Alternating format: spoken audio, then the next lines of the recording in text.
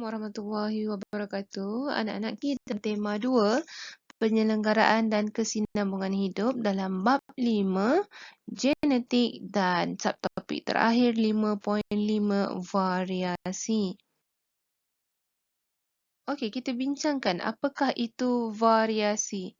Variasi ni adalah perbezaan, perbezaan yang wujud antara individu dengan individu yang lain dalam spesies yang sama.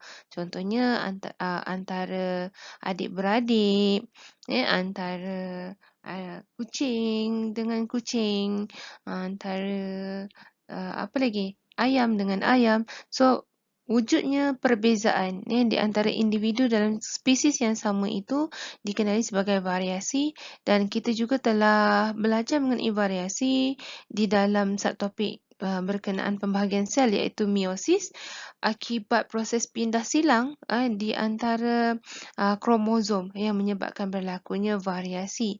Dan untuk pengetahuan semua, terdapat 2 jenis variasi, iaitu variasi selanjar dan variasi tak selanjar. Ada 2 sahaja nama variasi, iaitu variasi selanjar dan variasi tak selanjar. Okey, pertama sekali kita nak melihat mengenai variasi selanjar. Apakah itu variasi selanjar? Variasi selanjar ni merujuk kepada perbezaan yang tidak ketara, yang tidak jelas di antara individu dalam kalangan spesies itu. Dan variasi ini merupakan sifat yang boleh berubah sepanjang hayat kita. Apakah contoh variasi yang tak ketara ni antara individu dengan individu yang lain? Dan apakah contoh variasi yang tidak berubah sepanjang hayat ini? Contohnya adalah ketinggian. Tidak ada perbezaan yang ketara antara individu dengan individu yang lain mengenai ketinggian, berat badan. Kalau kita lihat pada tumbuhan seperti lebar daun, panjang ranting, perbezaannya tidak ketara dan boleh berubah-ubah sepanjang umur hidup seseorang ataupun sesuatu organisma tersebut. Macam contohnya ketinggian. Ketinggian semasa bayi lain kan? Ketinggian semasa kanak-kanak, kemudian anak-anak semakin lagi membesar kepada remaja dan mencapai tahap dewasa. Semua peringkat ini mempunyai ketinggian yang berbeza dan inilah yang dilihat sebagai perubahan sepanjang hayat. Berlaku perubahan sepanjang hayat. Jadi sembuh sepanjang hayat ini dikenali sebagai variasi selanjar. Okey, apakah faktor yang menentukan variasi selanjar ini berlaku? Faktornya adalah faktor genetik dan juga faktor persekitaran. Nanti kita akan bincangkan bagaimanakah faktor genetik dan faktor persekitaran ini mempengaruhi variasi selanjar. Sebagai contoh, kalau sepertinya ketinggian. Sekiranya ibu dan ayahnya mempunyai genetik ketinggian tinggi, maka sudah tentulah anak-anaknya juga boleh mewarisi sifat tinggi tersebut. Kalau kita lihat pula kurus, bagaimana pula kurus? Sekiranya ibu dan ayahnya kurus, maka anaknya juga boleh jadi kurus. Dan ianya boleh dipengaruhi oleh persekitaran juga. Sebagai contoh, sekiranya anak yang lahir tadi kurus dan diberi makan dengan banyak, maka anak tersebut boleh menjadi gemuk akibat pengaruh faktor persekitaran. Contoh lain seperti warna kulit. Sebagai contoh, ibu dan ayahnya berkulit cerah, berkulit putih dan anaknya juga berkulit putih. Tetapi apabila anaknya bekerja di bawah terik matahari, maka kulit warna anak juga boleh berubah menjadi sedikit gelap akibat pengaruh faktor persekitaran. Inilah variasi selanjar. Dan variasi ini boleh diukur dalam nombor, iaitu secara kuantitatif. Bagaimana kita nak melukis atau melakar variasi selanjar ni sebagai graf. Okey, jadi cara untuk melukis variasi selanjar, kita boleh membentuk histogram, iaitu palang yang rapat-rapat antara satu sama lain dengan lengkung taburan yang normal. Nanti kita lihat bagaimana dikatakan lengkung taburan yang normal. Dan variasi selanjar ni mempunyai ciri ekstrim dan ciri pertengahan. Sebagai contoh, kalau kita lihat ketinggian, ciri ekstrim, ada 2 ciri ekstrim. Pertama adalah sangat rendah dan sangat tinggi. Itulah ciri ekstrim. Tak ramai yang sangat rendah dan sangat tinggi ni. Dan ramai yang berada pada ciri-ciri pertengahan. Maksudnya ketinggiannya sederhana. Begitu juga sangat kurus dengan sangat berat. Okey, yang ramainya duduk di bahagian tengah-tengah kan? Dia punya berat. Okey, cuba kita lihat kepada rajah 5.28 ni. Ini yang sekejap saya pakai pointer. Laser point. Okey, ini yang dikatakan ciri ekstrim. Ini adalah tentang ketinggian, maka kita akan lihat bilangan murid dengan ketinggian yang sangat rendah adalah paling sedikit, seorang sahaja, dan murid yang sangat tinggi dalam ketinggian 180 hingga 184 cm ada 2 orang. So, dua ciri ekstrim ni tak ramai. Paling sedikit lah. Dan yang paling ramai adalah ciri-ciri yang pertengahan. Ini dikatakan sebagai ciri pertengahan dan ciri ekstrim. Dan lengkung taburan normal. Okey, kalau kita lihat di bahagian kiri dan kanan sangat rendah, manakala di bahagian tengah adalah tinggi. Inilah lengkung taburan normal. Jadi kalau anak-anak melihat graf seperti ini atau histogram ini, maka ini adalah graf yang menunjukkan kepada variasi selanjar.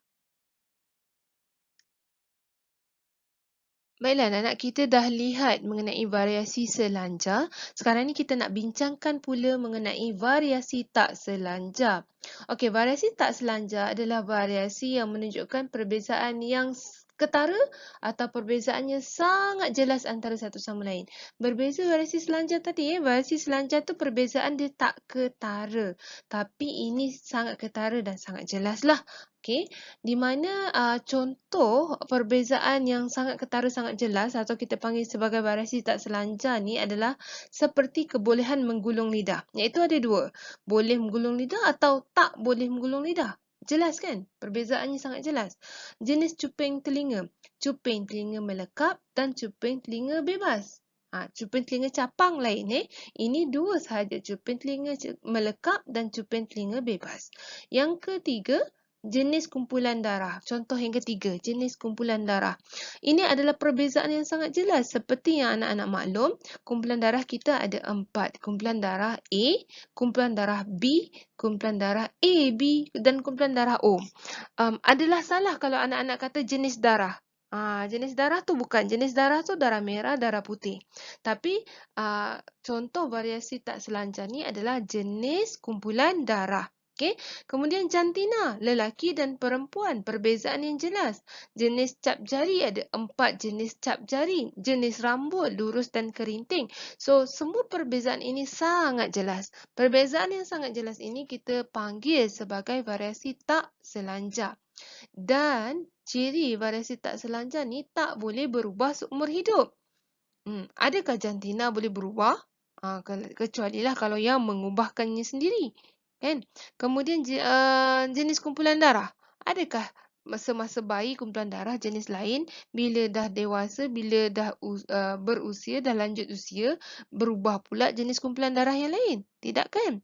Oleh itu, variasi yang tidak berubah seumur hidup ini kita kenali sebagai variasi tak selanjar.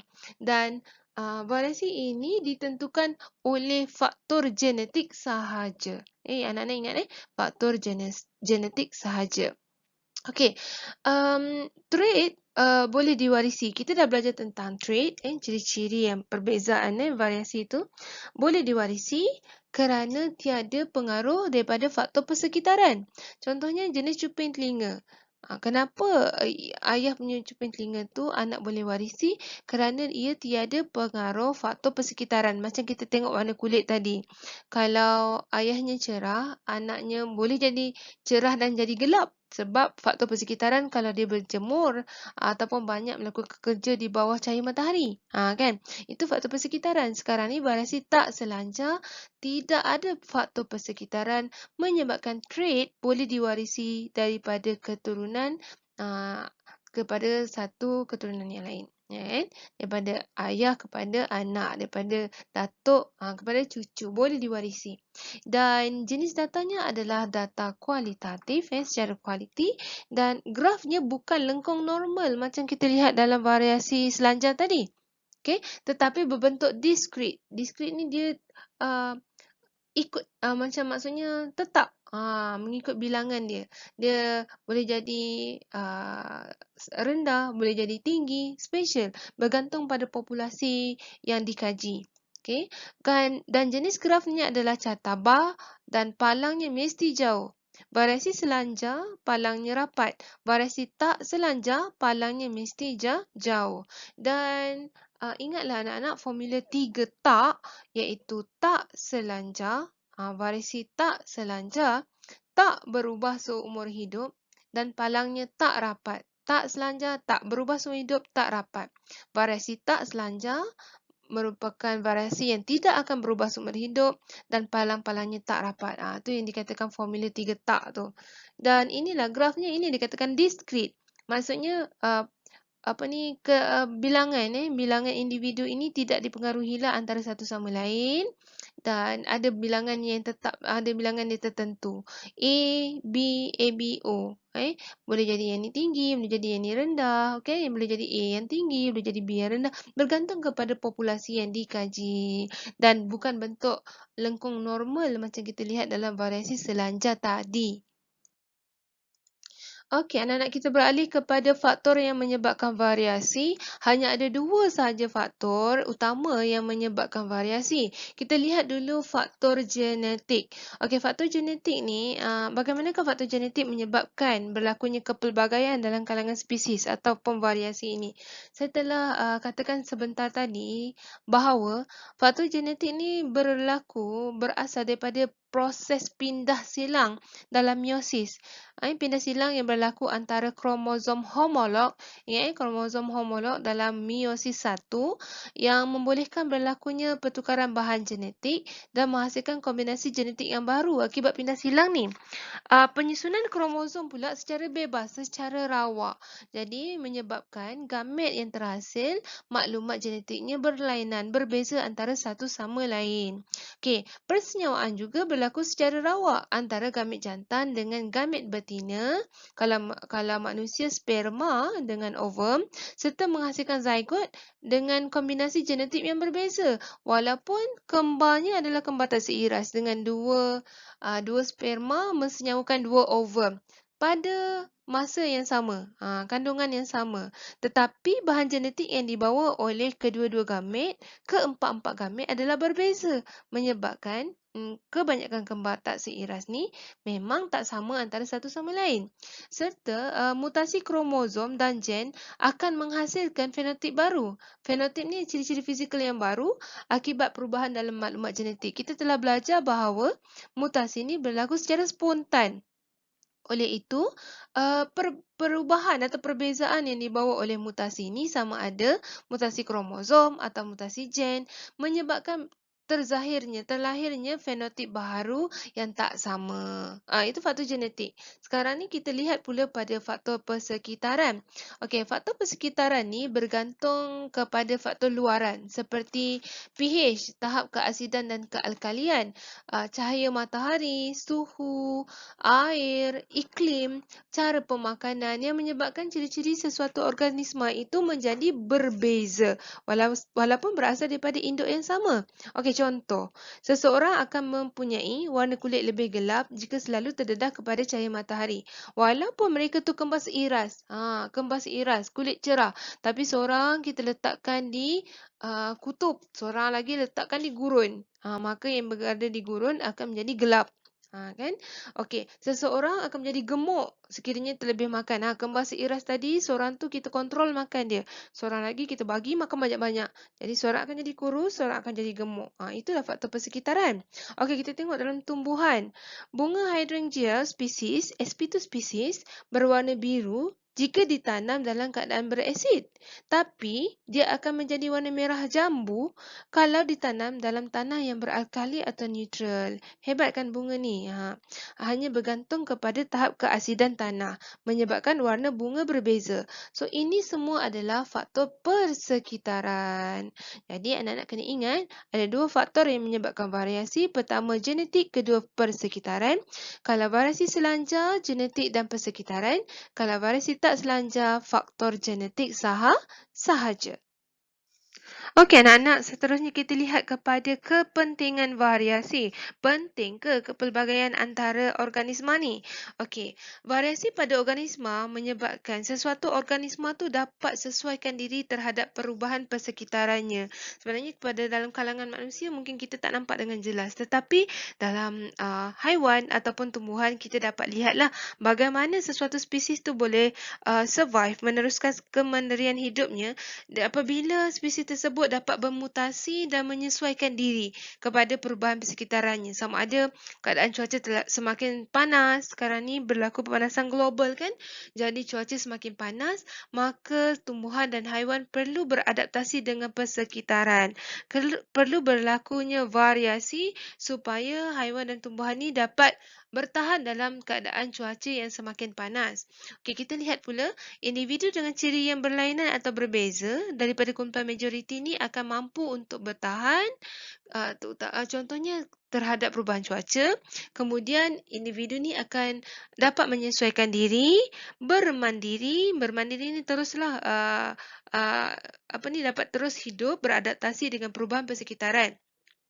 Kalaulah semua individu serupa, maka tidak adalah individu yang akan beradaptasi terhadap perubahan persekitaran. Akibatnya, semua individu dalam sesuatu spesies tu akan pupus secara drastik bila berlaku perubahan dalam persekitaran. Contoh, bila cuaca makin panas, bila berlaku kemarau, semua organisma dalam sesuatu tumbuhan tu boleh mati akibat tidak ada yang boleh beradaptasi atau berubah mengikut persekitaran. Sebab itulah variasi ini sangat penting terutamanya bagi haiwan dan tumbuhan. Seterusnya kita tengok kepentingan variasi yang kedua. Okey, kepentingannya adalah membolehkan kita untuk membezakan dan mengecam setiap individu dalam suatu spesies yang sama dengan mudah. Paling senang untuk kita lihat adalah adik-beradik kita. Kita boleh lihat adik-beradik kita tak sama antara satu sama lain. Apa akan berlaku jika anak-anak sama seperti abang atau kakak? Serupa. Maka akan berlaku kekeliruan dalam diri ibu bapa anak-anak untuk mengecam mana satu anak-anak, mana satu kakak atau abang.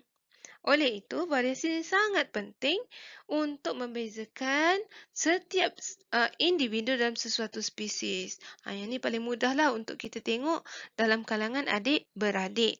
Okey, kepentingan yang ketiga, variasi ini, kepelbagaian ini membenarkan pemilihan semula jadi, iaitu organisma-organisma yang sesuai, yang dengan ada ciri-ciri yang baik akan terus hidup. Manakala organisma dengan ciri-ciri yang kurang sesuai akan pupus. Okey, evolusi organisma berlaku melalui pemilihan semula jadi. Okey, kita balik pada contoh yang pertama tadi. Sekiranya ada tumbuhan tu mampu tahan kepada cuaca panas, maka organisma tersebut mempunyai ciri-ciri yang sesuai, ciri-ciri kelebihan dan dia boleh survive dalam cuaca atau keadaan iklim yang sekarang. Manakala organisma yang tak boleh survive tu akan pupus. Ini yang dikatakan sebagai pemilihan semula jadi, iaitu individu yang ada ciri-ciri yang baik akan meneruskan kesinambungan hidup atau kemandirian hidupnya. Okey, kepentingan yang keempat pula ialah variasi membantu organisma dalam penyamaran untuk melindungi diri daripada pemangsa. Okey, dengan adanya variasi, maka sesuatu haiwan atau sesuatu tumbuhan tu boleh membuat penyamaran. Okey, seterusnya dapat mengelakkan pemangsa daripada memakan mereka. Dan kepentingan variasi yang kelima yang dapat kita bincangkan di sini ialah variasi ni menjadi suatu nilai tambahlah bagi sesuatu haiwan dan tumbuhan tersebut. Okey, sebagai contohlah hasil daripada kejuruteraan genetik dan pembiakbakaan pilihan. Selalunya kalau kejuruteraan genetik dan pembiakbakaan pilihan ni, spesies atau individu yang terhasil adalah mempunyai ciri-ciri yang jauh lebih baiklah daripada individu lain yang ada dalam organisma dia lah dan spesiesnya lah. Okey, so haiwan dan tumbuhan dengan ciri genetik yang baru ni dapat dihasilkan mengikut sifat-sifat yang dikehendaki. Jadi kualiti dan kuantiti hasil pertanian dapat dipertingkatkan. Okey, saya ambil contoh mudah lah seperti buah kelapa sawit Buah kelapa sawit yang daripada hasil daripada kejuruteraan genetik menghasilkan buah yang berbeza sikit daripada induk asalnya, di mana daripada pembiakbakaan terpilih ni menyebabkan anak yang baru ataupun ataupun individu baru yang terhasil tu mempunyai sabut yang lebih tebal, isi rong yang lebih banyak, lebih besar dan tempurung yang lebih nipis, menyebabkan lebih banyak minyak sawit dapat dihasilkan. Jadi kualiti dan kuantiti hasil pertanian juga dapat dipertingkatkan. Contoh lain, betik. Sama juga, betik bersaiz besar, berbiji sedikit, kan? Berkulit nipis. Itu semua adalah hasil pembiakbakaan. Jagung, seperti yang Sarah tanya pada topik yang lepas. Okey. Alright. Ini semua variasi yang baik ini membawa kepada nilai tambah. Nilai tambah sesuatu spesies sama ada haiwan ataupun tumbuhan. Paling mudahnya kita lihat variasi ini memberi keuntunganlah kepada kualiti dan kuantiti pertanian. Okey, anak itu sahaja perbincangan kita mengenai variasi. Tamat sudah bab 5. Jadi kita akan sambung dengan perbincangan latihan. Jumpa lagi selepas ini. Assalamualaikum warahmatullahi wabarakatuh.